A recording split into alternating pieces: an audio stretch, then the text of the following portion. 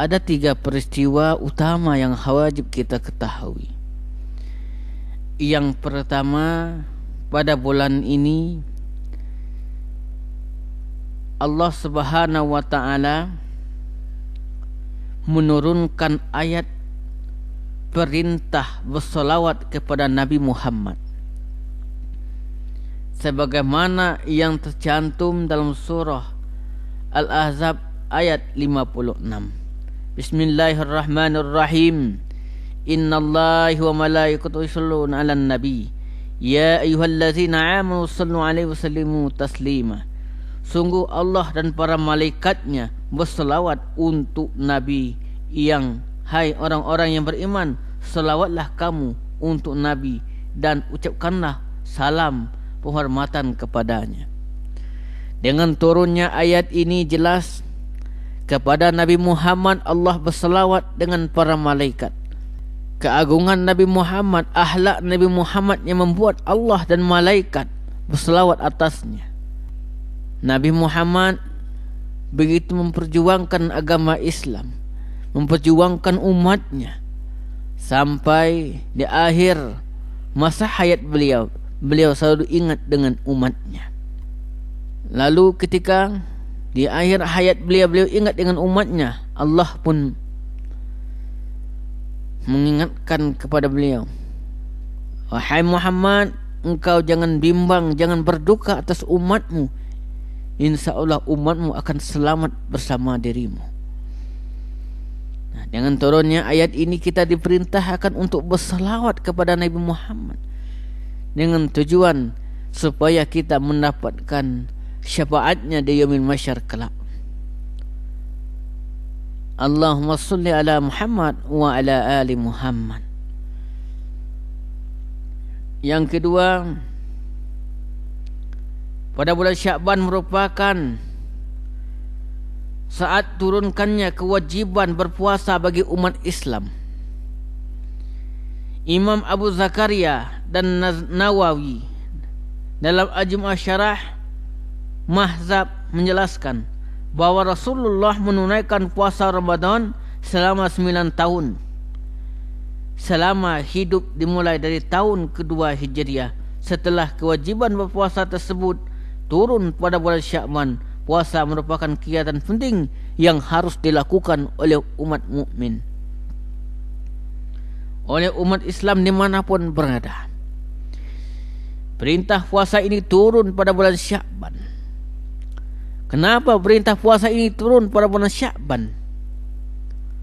Karena didasari dengan ketakutan Nabi Muhammad terhadap umatnya, Allah pun menurunkan ayat, engkau jangan bimbang, engkau jangan berduka wahai Nabi Muhammad, akan kuturunkan 1 bulan yang penuh dengan pahala, bulan yang penuh dengan kebaikan, bulan yang penuh dengan rahmat dariku, yaitu bulan Ramadan, bulan yang sempurna buat umatku. Maka dalam Al-Quran surah Al-Baqarah jelas kita diwajibkan berpuasa agar kita bertakwa kepada Allah Subhanahu wa taala. Tak lain tak bukan tujuan kita berpuasa pada bulan Ramadan, yakni agar kita bertakwa kepada Allah Subhanahu wa taala. Yang ketiga, bulan Sya'ban juga menjadi sejarah dimulainya Ka'bah sebagai kiblat umat Islam yang sebelumnya adalah Masjidil Haram,